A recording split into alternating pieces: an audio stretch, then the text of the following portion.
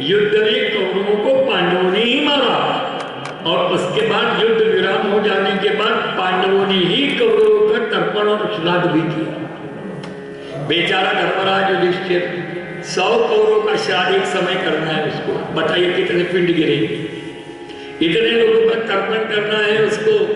एक ही दिन में सुबह से बैठा बेचारा शाम तक तर्पण करते रहे, क्या करेगा? इतने लोग मरे, हर एक का तो करना है उसे। बेचारा बताने वाला पंडित भी थक गया होगा, कितने लोगों का उसको बताना। धौम्य ऋषि तर्पण पिंडदान करा रहे थे, जब कर्ण की बारी आई शोक हुआ। अब दुर्योधन कहता है कि हे अश्वत्थामा, अब मेरे कुल में हम लोगों को पानी जल पिलाने के लिए कोई नहीं बचा रे, तूने बहुत गलत कर दिया जो द्रौपदी के 5 पुत्रों को मार दिया।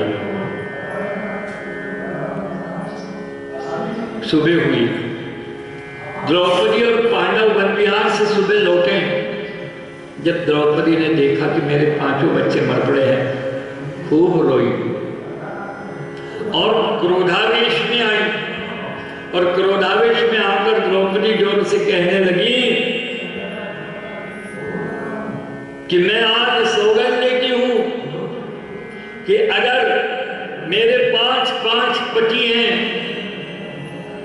और मेरे 5 पुत्र मर गए बेचारे बिना कुछ किए, हे अभागे जीवो, आपने ऐसा कह जन्म क्या पाप किया था जो आप ऐसे ही बिना कुछ पराक्रम किए क्षत्रिय कुल में पैदा हुए और द्रौपदी जैसे स्त्री के बच्चे और वैसे ही नींद में कट के मर गए?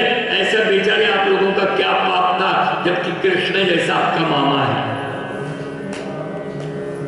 और मैं उसकी प्यारी बहन हूं, फिर भी मेरी एक भी संतान को उसने जीवित रखने के हिसाब से उनकी सुरक्षा का कोई प्रबंध नहीं किया। मैं पुत्रहीना हो गई, अब मेरा एक भी पुत्र नहीं बचा। और द्वापर के उस समय में सबसे सुंदरी के रूप में द्रौपदी थी, द्रौपदी जितनी सुंदर कोई स्त्री नहीं थी। अब इतनी सुंदरी स्त्री के शरीर का एक भी अंश पृथ्वी पर नहीं है, उसके शरीर से पैदा हुआ सब निर्वंश हो गया, सब कट के मर गया।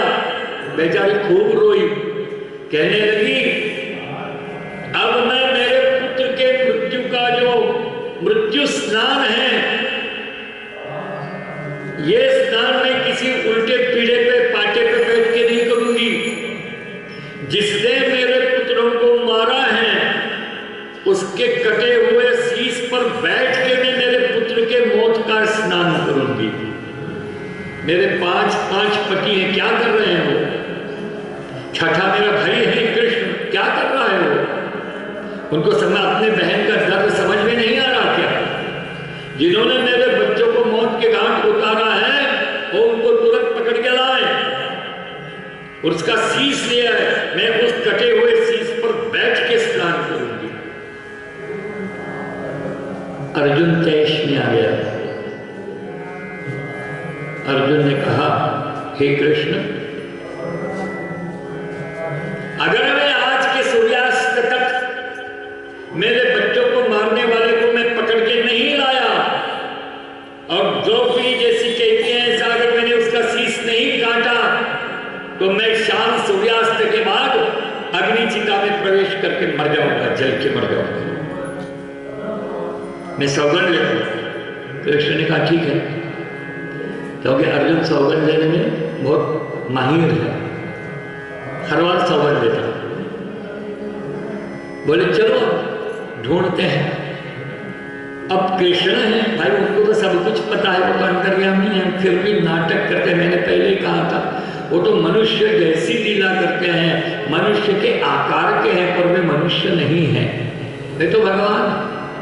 फिर भी लीला नाटक करते उन्होंने कहा अरे अर्जुन, अरे देखो तो ये जो अपना शिविर है युद्ध का, या कुछ रथ की निशानी बनी है और ये जिस ओर रथ गया है, चलो हम इस रथ के निशान को देखते हुए ढूंढते हैं उसको जिसने तुम्हारे पुत्रों का वध किया है। तो रथ के चक्कों का जो चिन्ह जमीन में था जुड़ा हुआ, और उसके सहारे जो है भगवान कृष्ण अर्जुन के साथ रथ में बैठे हैं, दौड़ते चले जाते। मट्टी के रास्ते थे, सीमेंट कंक्रीट की कोई सड़कें तो थी नहीं, और रथ बड़ा भारी था क्योंकि दुर्योधन का रथ लेके आया था अश्वत्थामा।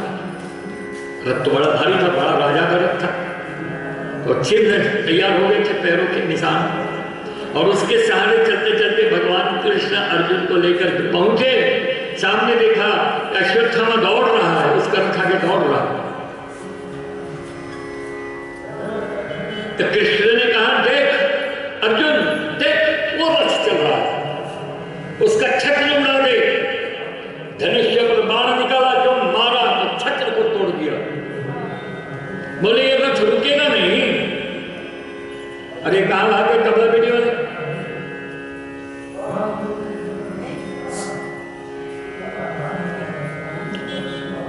अब हम क्या करें? यह आपका बहुत गलत तरीका है उठ के भाग जाने का।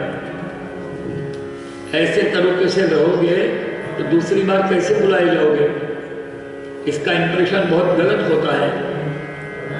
अगर आपके जैसे लहरी हम लोग बन गए और व्यासपीठ छोड़ के भागने लगे